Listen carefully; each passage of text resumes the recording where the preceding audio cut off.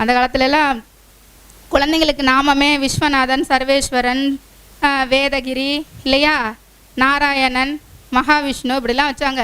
இந்த காலத்தில் தசு புசுன்னு என்னமோ வச்சுட்டு அப்படியே விட்டுறாங்க. ஏன் அதெல்லாம் வச்சாங்கன்னா, குழந்தைகளுடைய திருநாமத்தை சொல்லும் பொழுது இறைவனுடைய சிந்தையும் நமக்கு சேர்ந்து வந்துக்கிட்டே இருக்கும். இப்போ சொல்கிறேன், அப்பா சர்வேஸ்வரா இங்கே வா அப்படின்னு கூப்பிடும் போது யாரை கூப்பிட்றோம்?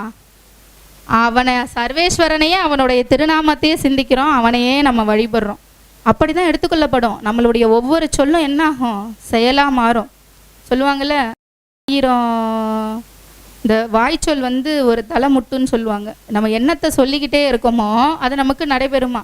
அப்போது நிறைய பேர் நம்பி ஆரூரர், சிவபாலன் இப்படிலாம் வச்சுப்பாங்க.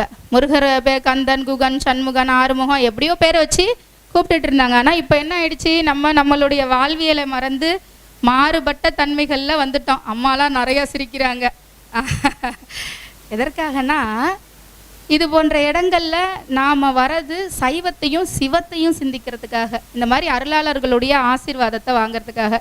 இப்போ இந்த இத்தனை சித்தர்கள் அமைப்பில் இருந்து வந்த ஐயாக்கள் இவங்களெல்லாம் நாம் போய் தனித்தனியான இடத்துல தான் தரிசனம் பண்ணணும் இல்லைங்களா. இப்படி ஒரு மாநாட்டிற்கு வரும்போது என்ன பண்ணுவோம், ஒரே இடமா பார்த்து அவங்கள தரிசனம் பண்ண ஒரு ஆசை. நாம் நினைக்கிறோம் மாநாடுனா பெரிய ஒரு மண்டபத்தில் தோரணமெல்லாம் கட்டி வாத்தியம்லாம் வாசித்து அறுசுவை உணவு போட்டு அப்படியும் மாநாடு நடத்துவாங்க. ஆனாலும் ஒரு மடத்தில் ரொம்ப எளிமையாக இருக்கக்கூடிய இடத்துல இங்கெல்லாம் பார்த்தீங்கன்னா திருவருள் பிரபாகமாக திருவருள் சக்தி இருக்கும். அரூபமாக சித்தர்கள் என்ன பண்ணுவாங்க, வலம் வந்துட்டு இருப்பாங்க இல்லைங்களா. இப்படிப்பட்ட ஒரு இடத்துல நாம் இந்த திருவாசகத்தை பற்றி கேட்கறதுக்கே பெரிய தவம் பண்ணியிருக்கணும். இந்த அம்மா சொற்பொழிவு பண்ணுறதுனால என்னமோ அடிச்சு விடுதுன்னு நினைக்காதீங்க.